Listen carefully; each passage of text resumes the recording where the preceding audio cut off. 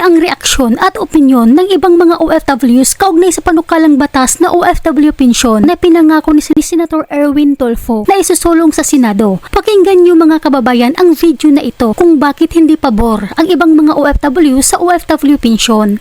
Marahil ang iba o kayo ay natutuwa sa OFW pensyon pero ang iba ay hindi at ito ang kanilang dahilan. Narito sabay-sabay po natin pakinggan. Hi guys, magchika muna tayo about doon sa pinagsasabi na OFW pension. Sinong in favor doon?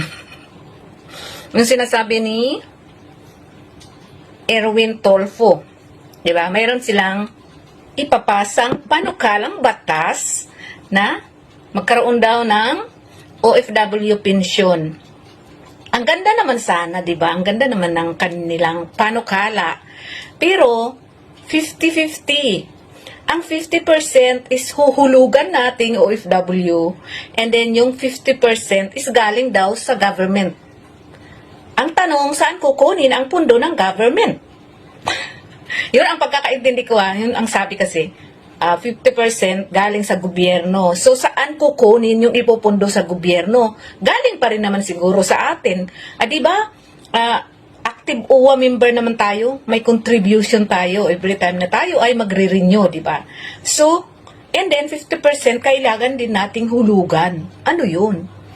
So, maganda yung ganon. Pero, nakakatakot, baka kurakutin na naman nila 50% sa atin, 50% yung sa gobyerno, and then pag kinurakot nila 100%. For me, if not mandatory, I don't like it. That's my opinion. Ayun, bye-bye. Kain muna ako nito. Magandang araw, magandang Sunday sa ating lahat, no? Gagawin ko tong video ito dahil sa bagong lumalabas na ngayon sa ating gobyerno. Nang dahil sa mga OFW tungkol dito sa OFW pension.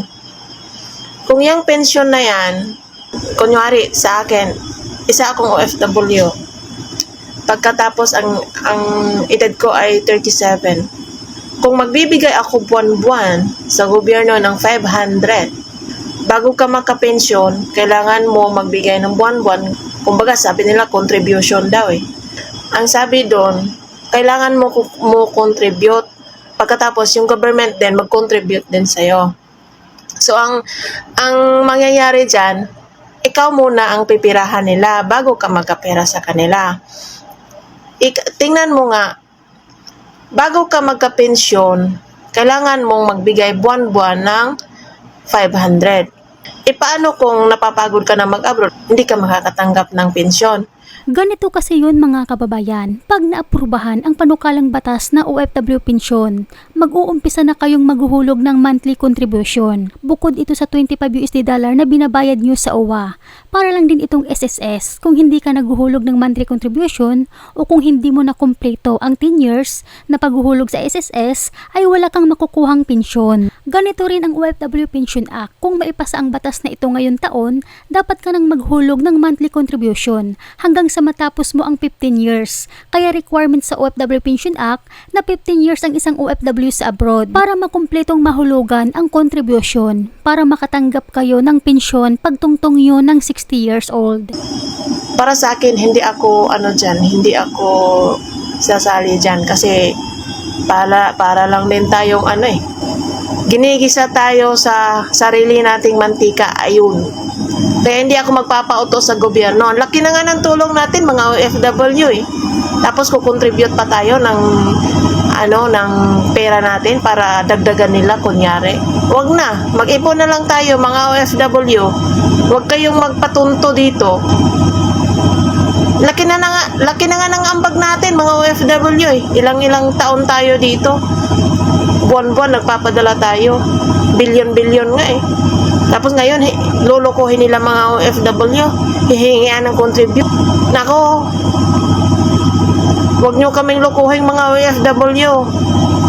Kami ay napapagod sa pagtrabaho dito, tapos kayo makikinabang. Kulang pa ba yung mga kinurakot nyong pera dyan? Aba, ang dami ng kinurakot Tapos ngayon, lulukuhin yung mga OFW. Hindi na. Kami na lang mag-ipon. Salamat. Kung ikaw ang tatanungin kabayan, ano naman ang masasabi mo dito sa OFW pensyon? Willing ka bang maghulog ng contribution buwan-buwan?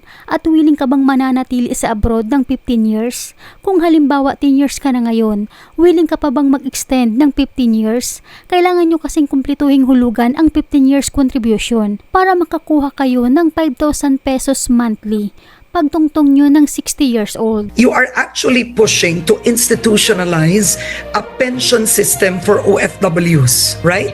Tama kayo doon. Kasi OFW yan ng 10 taon, 20 taon, totoo yan. That you said would be separate from the SSS. So yung OFWs may sarili siyang pension fund. How would you do it?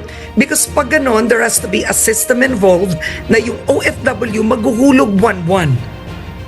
Exactly. Okay. Happy tayo. Maglalagay ang gobyerno, magko-contribute ka rin. Depende sa Ganda yan. SSS din. Yeah, actually, Senator-elect Erwin, that would be a good law. That is life-changing. Senator-elect Erwin, but that's a lot of money. Malaki ang pera nun. Eh kung ngayon nga ang nagko-contribute sa PhilHealth, dismayado pa, ano pa, saan mo kukunin ang 50%? Budget allocation, Ms. Karen, proper budgeting sa House and then sa Senate. I believe we may dapat ito yung mga unahin natin. We call them heroes, Ms. Karen. Pero anong benepisyo na nakuha nila? Wala eh. Walang retirement. Sa health, bahala ka na dyan. Sapat na yung PhilHealth. Bigyan naman natin sila na we call them heroes ng konting ibang klaseng benepisyo. They bring in billions of pesos. Na institutional. Institutional. Medyo, we separate them because sila yung bumubuhay sa atin eh, di ba? Alagaan naman natin. That's what I'm saying. So doon tayo sa budget allocation. Maano magbawas siguro tayo dito sa mga infra natin. Bawas tayo yung mga flood control. Di ba? Wala naman tayo nakikita, di ba? Yung iba pang mga projects natin sa mga national irrigation, bawas tayo doon, di ba? Ilagay natin dito. It's just a matter of budgeting, Ms. Karen. Okay. Ms. Karen, experience namin dito sa Action Center namin sa Quezon City. Matatanda na. Tapos sabi ko, nag-OFW ho kayo, di ba? Oo, kasi pinaaral ko yung anak ko eh. Kaso hindi nakatapos, nag-asawa ka agad. Inuna ko ho yung tirahan namin. Kaya ngayon, naghihingi ng AX dito sa opisina. Yun, ayuda. Pinapadala namin sa DSWD dahil walang pampagamot. That is the problem. Pero kung aside sa Social Security, meron siya nakukut-kot, meron siya kahit papano na natatanggap na 10,000 o 15,000. Depende sa kanyang contribution. Happy tayo. Maglalagay ang gobyerno, magko-contribute ka rin.